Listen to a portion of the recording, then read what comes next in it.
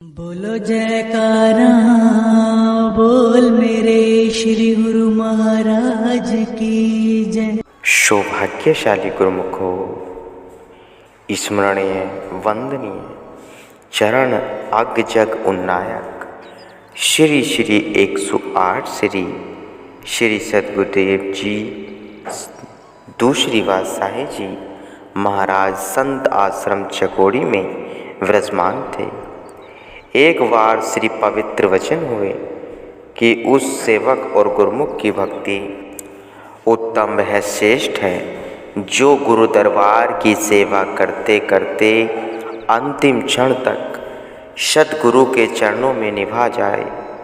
यह मन वह माया तो इस जीव को सदैव भरमाते रहती है। यदि यह जीव मन माया के धोखे में आकर अपने कर्तव्य पालन को पीठ दे बैठा तो उसकी बड़ी भारी हानि हो जाती है। एक किसान फसल बोते समय कितनी कड़ी मेहनत करे, पूरा वर्ष कठोर श्रम में लगा रहे, परंतु फसल के पक जाने पर यदि वह चिड़िए आदि पक्षियों से उसकी रक्षा न करे अथवा सावधान होकर खेत पर जाकर पहरा ना देवे तो पक्षी उसकी उपेक्षा का लाभ उठाकर संपूर्ण पैदावार को नष्ट कर देंगे। इसी प्रकार उस किसान का सब परिश्रम निरर्थक चला जाएगा। या जैसे एक बालक पूरे वर्ष भर पढ़ने में अच्छी तरह मेहनत भी करे, किंतु परीक्षा के निकट आने पर वह अपनी लापरवाही से परीक्षा में असफल हो जाए तो उस बालक के दिल पर क्या गुजरेगी। जिस प्रकार किसान वह बालक का परिश्रम व्यर्थ चला गया, इसी प्रकार उस सेवक की जिसको मन वह मन के दूसरे साथी काम क्रोध आदि बहकाकर सेवक धर्म से विमुख कर देते तो उसकी की हुई सब साधना निष्फल चली जाएगी। सेवक को मन व माया के जंगल में फंसने से सदैव बचना चाहिए और अंतिम श्वासों तक सद्गुरु दर पर एक चित्त होकर पड़ा रहे एवं सेवा में लगा रहे। ऐसा दृढ़ निश्चय रखने वाला सेवक अंत में सद्गुरु की प्रसन्नता का पात्र बन जाएगा। इसी का नाम ही वास्तविक अर्थों में गुरुमुखता है। किसान वह बालक का नुकसान तो एक वर्ष का है, वे आगामी अगले वर्ष में इस कमी को पूरा भी कर सकते हैं, परंतु वह जीव जो मन माया के धोखे में आकर श्री सद्गुरुदेव की श्री आज्ञा वह मौज में न चलकर सेवा भजन वह सुमरण को पीठ दे गया, उसके नुकसान का तो अनुमान अंदाजा ही नहीं लगाया जा सकता। अतएव साधक भला या बुरा जैसे भी हो, उसे गुरु दरबार में पड़ा रहना चाहिए। प्रत्येक समय उसके मुख से ये शब्द निकले हैं, जो हमें भला बुरा सब तेरे, एक पिता के चार पूत हों, दो सपूत हों, दो कपूत हों, वह भी उसके साच कहूँ प्रभु मेरे, जो हमें भला बुरा सब तेरे। इस सत्यता का प्रमाण इस नीचे दिए गए दृष्टांत में मिल जाएगा। एक राजा अति कृपण था। राज दरबार में अतुल धन पदार्थ होने पर भी खर्च करने में उसका दिल हिचकिचाता था। न ही वह प्रजा के सुख भोग के लिए कोई उत्तम साधन जुटाता था, न कभी दान पुण्य करता था। चमड़ी जाए पर दमड़ी न जाए वाली कहावत उस पर चरितार्थ होती थी। राजा की इस कृपणता से सभी दुखी थे, पर राजा के आगे सिर कोई कैसे उठाए। उस राजा के एक लड़का और एक लड़की थी, दोनों ही यौवन संपन्न थे। राजा क्योंकि पैसे को दांतों से पकड़ता था, इसलिए वह पुत्र वह पुत्री की शादी करने का विचार तक भी दिल में न लाता था। उसके इस व्यवहार से राजकुमारी वह राजकुमार अत्यंत दुखी रहते थे। वह लज्जावश प्रतीक्षा में पिता से कुछ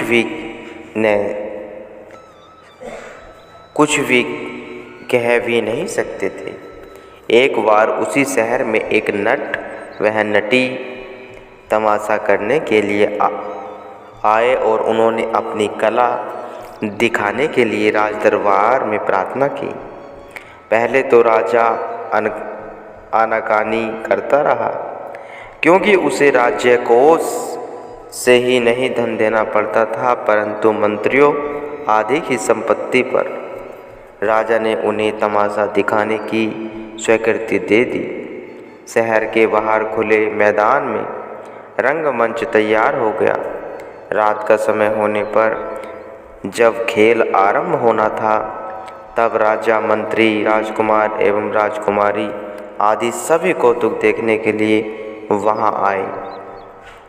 शहर की जनता भी अत्यधिक संख्या में वहां पर एकत्र हुई। वहां से कुछ दूरी पर एक साधु का आश्रम था। वह भी ढोलक की आवाज़ सुनकर वहां आ गया। नट और नटी का खेल प्रारंभ हुआ। जब उन्हें नाचते गाते 4-5 घंटे बीत गए और कंजूस राजा ने उन्हें कुछ भी पुरस्कार न दिया, तो वे लोग निराश हो गए। नटनी नाचते नाचते थक गई थी। तब उसने नृत्य करते करते नट को संबोधित करते हुए कहा, रात घड़ी भर रह गई, थाके पिंजर आए, कहे नटनी सुन नायका, मदरा ताल बजाए। अभिप्राय यही है कि रात काफ़ी बीत गई और मैं नाचते नाचते थक गई हूँ, इसलिए ताल ढोलक जरा धीरे धीरे बजाओ। यह सुनकर नट ने उत्तर दिया, बहुत गई थोड़ी रही, थोड़ी भी अब जाए, सुन नटनी कहे माल देव, ताल में भंग न पाए। अर्थात रात्रि बहुत तो बीत चुकी है, अब थोड़ी सी रात में क्यों विहन डालती है। इसलिए हे नटनी, तुम्हें ताल में भंग विहन नहीं डालना चाहिए। नट के ये शब्द सुनकर राजा के लड़के ने अपने गले से स्वर्ण हार उतार कर नटनी को दे दिया और राजकुमारी ने अपने हाथ का जड़ाऊ कंगन नटनी को पारितोषिक इनाम के रूप में दे दिया। साधु जो पास में ही खड़ा था, उसने अपने ऊपर से कंबल उतार कर नटनी को दे दिया। इनाम पाकर नट नटनी ने खेल बंद कर दिया। कंजूस राजा ने यद्यपि उन्हें कोई इनाम न दिया था, अपितु लड़के वह लड़की ने भी जो इनाम दिए थे वो भी उसे खलने लगे। राजा ने रात तो तैसे चिंता में बिता दी। प्रातः होते ही पुत्र वह पुत्री को बुलाकर पूछने लगा कि रात में उन नटनी को तुमने इतना अधिक पुरस्कार क्यों दिया। पहले तो लज्जा के मारे वे चुप रहे, परंतु बार बार पूछने पर लड़के ने कहा, पिताजी, मैं आपके व्यवहार वह कृपणता से तंग आ गया था। आप न तो मेरा विवाह करते और न ही हमारी आवश्यकताओं की पूर्ति ही करते। अब मैंने विवश होकर आज ही रात को आपको मारने की योजना बनाई थी, परंतु नट के इन वाक्यों ने मेरे उस विचार को बदल डाला जिससे आपके प्राण भी बच गए। उन वाक्यों से मुझे शिक्षा प्राप्त हुई कि बहुत गुजर गई है, अब ताल में भंग न पाए। इसी कारण मैंने नटनी को अपना हार पारितोषिक रूप में दिया। राजा लड़के राजा लड़के का उत्तर सुनकर आश्चर्यचकित हुआ। अब राजा ने पुत्री से पूछा कि तेरा नटनी को स्वर्ण कंगन देने का क्या प्रयोजन था। लड़की ने लज्जावश आंखें झुका ली। पिताजी के द्वारा पूछने पर लड़की ने कहा, पिताजी मैं क्या कहूँ, मुझे कहना तो नहीं चाहिए, परंतु आपके बार बार पूछने पर मुझे बताना ही पड़ा। मैं अब युवावस्था में पदार्पण कर चुकी हूँ, परंतु आपको मेरी कोई चिंता नहीं है। अंततः विवश होकर मैंने मंत्री के लड़के के साथ आज रात को यहाँ से चले जाने का निश्चय किया था, लेकिन नट के ज्ञान को भरे वाक्य ने बहुत गई थोड़ी रही, थोड़ी भी अब जाए, मेरी आंखें खोल दी। मैंने इस वाक्य को हृदय संगम कर सोचा कि आपकी अब कीर्ति न हो। मैंने जाने का विचार त्याग दिया। इस अच्छी शिक्षा के कारण मैंने नटनी को अपना स्वर्ण कंगन इनाम में दिया। अपने लड़के व लड़की की बात सुनकर राजा के आश्चर्य की सीमा न रही। राजा ने दिल में सोचा कि उस साधु ने भी तो नटनी को कंबल दिया था, उससे भी कारण पूछना चाहिए। राजा ने नौकर को भेजकर साधु को बुलाया। साधु के आने पर राजा ने साधु से नटनी को कंबल देने का कारण पूछा। तब उस साधु ने उत्तर दिया कि राजन, बहुत समय पूर्व मैंने संसार के दुखों से दुखी होकर संबंधियों वह स्वार्थमय व्यवहार से तंग आकर रिश्ते नातों से विरक्त हो उनसे उदासीन होकर गृह त्याग कर संन्यास ले लिया था। आपके शहर के बाहर कुटिया बनाकर भगवत भजन ध्यान आदि किया करता था। इस तरह साधना करते करते कई वर्ष बीत गए और कुछ समय से यह मन जो जन्मों से जीव का शत्रु है, इसने मेरे ऊपर अपना प्रभाव डालना शुरू कर दिया। मन के धोखे में आकर परित्याग किए हुए संसार के क्षणभंगुर सुख वह माया के झिलमिलाते लुभावने रंग फिर से मेरी आंखों के समक्ष नाचने लगे। अतः कई दिनों से मन के साथ मेरा युद्ध चल रहा है। मैंने अपनी इस अवस्था से परेशान था। मन मुझे फिर से संसार की दलदल में फंसने का भरसक प्रयत्न कर रहा था। आज नटनी के शिक्षाप्रद वाक्य से मुझे अत्यधिक लाभ हुआ कि ताल में भंग न पाए। इसी उपदेश को श्रवण करने से मैंने मन को परास्त कर दिया और पुनः भजन अभ्यास में ईश्वर प्राप्ति के साधन में जुटे रहने का दृढ़ निश्चय कर लिया। मेरे पास सिवाय कमल के और कोई धन पदार्थ तो नहीं था, इसलिए मैं अपना कंबल ही मैंने उसे इनाम रूप में दे दिया। इन तीनों की बातें सुनकर राजा के मन पर बहुत चोट लगी। तब राजा ने नटनी को बुलाकर उन्हें बहुत सा पुरस्कार दिया और लड़की का विवाह करके अपना राजपाट पुत्र को सौंप दिया। राजा के मन में भी अब तीव्र वैराग्य उत्पन्न हो चुका था, इसलिए राजकाज वह घर गृहस्थी को त्याग कर राजा ने संत सत्पुरुषों की शरण ग्रहण की। उनसे नाम की दीक्षा लेकर भजन अभ्यास द्वारा ईश्वर प्राप्ति के लिए जंगल की ओर चल दिया।